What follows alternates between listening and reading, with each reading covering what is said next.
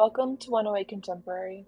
This exhibition, Still, is by 4 artists: Lissa Hunter, Jane Sauer, Joe Steely, and Carol Stein. Artists and friends for several decades, they have had many conversations between and among themselves. The exhibition, Still, is a look at life from 4 perspectives over time. They are still artists working with fiber processes, through stitches, weaving, paint, cloth, and paper. They are still friends, passionate about their practices. They tell stories through objects that are intended to capture still shots from their ongoing experiences. Ideas of the work presented range among the stories of objects themselves, issues of compassion and social justice, celebration of the mundane, and glimpses of the psychological landscape. How do you create these objects that tell a story? How is the theme of Still related to these fiber art techniques? Join me in making our own mini baskets inspired by the basketry and fiber art from this current exhibition.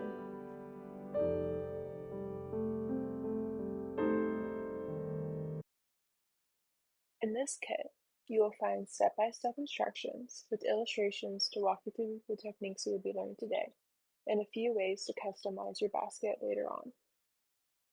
You will also find a plastic needle to help us, a piece of rope that will become the core of our basket, and to wrap around the cord, holding our basket together, a few strands of raffia that we will need to straighten before starting our project.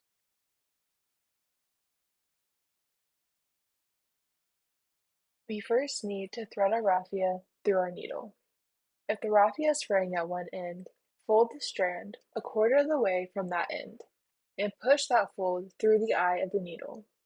Pull the shorter section of raffia out the other end so that you have a single strand through the needle. It should look something like this, and it is now ready to sew. To start the base of our basket, overlap the ends of the cord and raffia by 2 inches.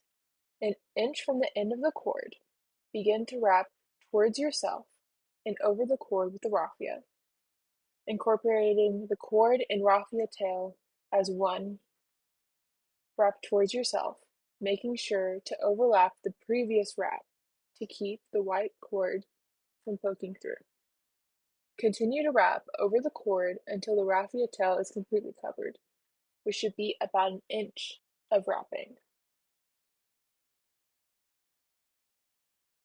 When you have covered the raffia tail completely by wrapping over with the raffia, you are going to begin to bend the raffia covered section in half, putting the 2 ends of the covered raffia together.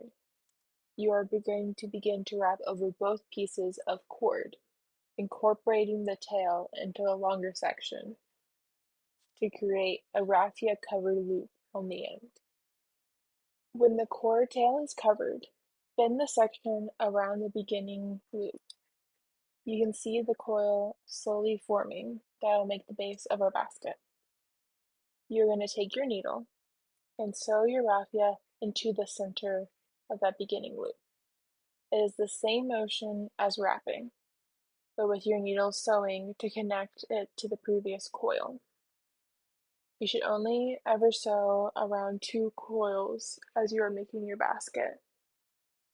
And you want to tighten your raffia after you sew to make sure that they fit snugly together as we create our base. You're going to continue to wrap 4 more times over the cord, and then you will sew again into the loop. Bring the raffia up and over the cord and through the loop using your needle.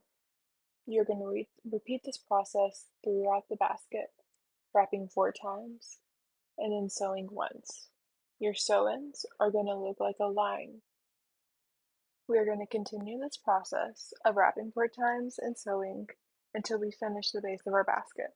I'll meet you back when we need more raffia.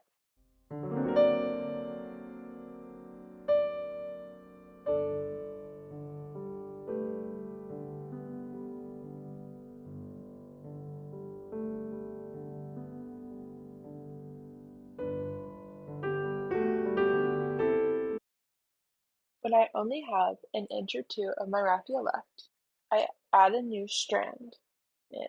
I thread my needle with a new strand of raffia and lay in an inch or two of it over the cord, like we did when we began our basket. I loosely wrap the old tail of my raffia to secure it in place around this new strand's tail and the cord, so that it lays easier when I attempt to wrap my new strand of raffia around it. And then I just begin to coil and wrap my basket as I usually would, incorporating those two raffia tails in the middle. And then I begin to sew in to secure it. After wrapping and sewing our base to the width that we want from our basket, it is time to build the walls. We will continue wrapping and sewing the rope onto the previous coil, but instead of laying the cord next to the previous coil and creating a circle, we will lay the cord on top of the coil, slowly making our walls. You do not want to increase the amount of cord now, so maintain the number of wraps you make in between your sewings. You are slowly building these walls up, laying the cord on top of the previous coil, as you can see here. When building the walls, at this point, I like to sew in right after the previous sewing on the row before it, to keep the amount of wrapping and sewing consistent throughout the walls of my basket, as you can see right here. Continue to build up your walls by wrapping and sewing, and I'll see you back here to finish our baskets.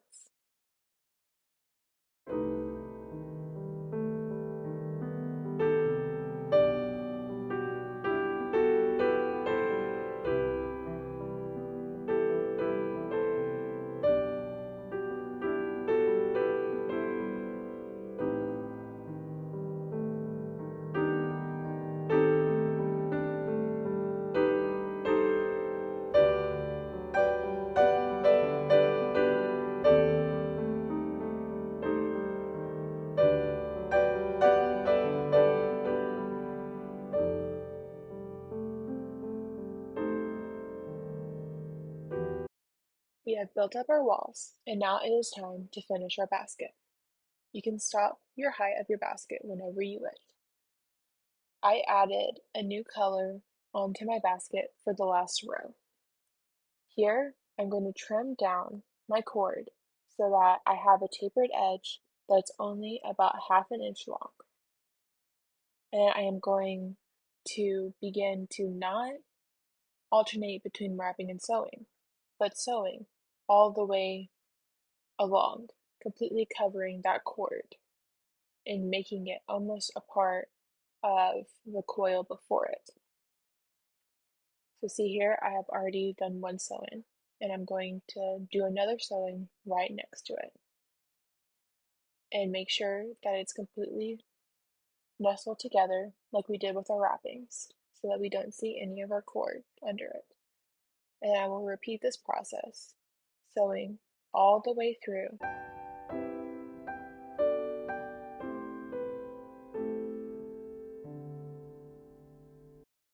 Now it is time to weave in the ends of a raffia to hide it within our basket.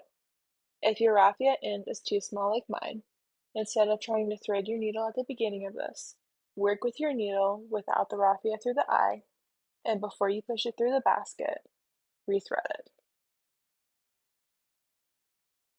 You're going to push your needle under at least 3 of the sew-ins that are in between the coils of our baskets.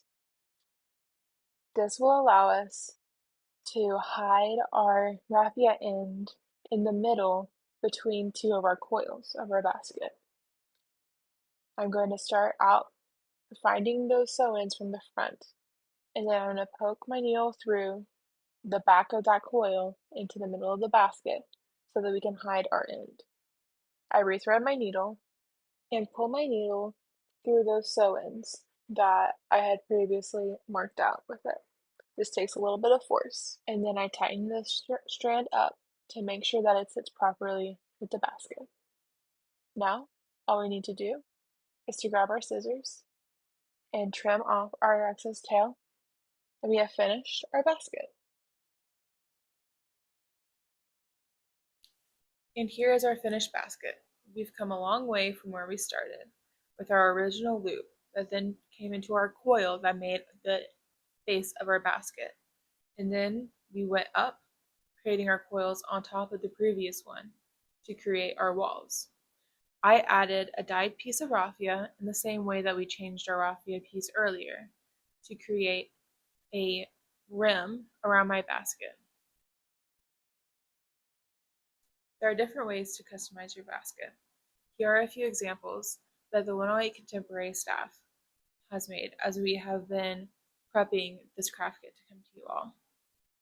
You can always make your walls go out at an angle, or be careful to make them very straight and proper, like this one. You can even bring them in and close them up closer to the top. I tried to make a closed form with this one to mimic some of the baskets that we have in this exhibition, where I went up and got my coil as tight as I could at the end. We've also had some people make some platters. You can also substitute the materials that you're using. For example, here I have substituted the cord on the center for a plastic bag. You can look up how to make corn and use that as the center of your basket. You can also substitute with some yarn, whether to embroider or in place of your raffia. You can also try to color your raffia with a marker or even a pen or paint to add some of your own creativity into your basket.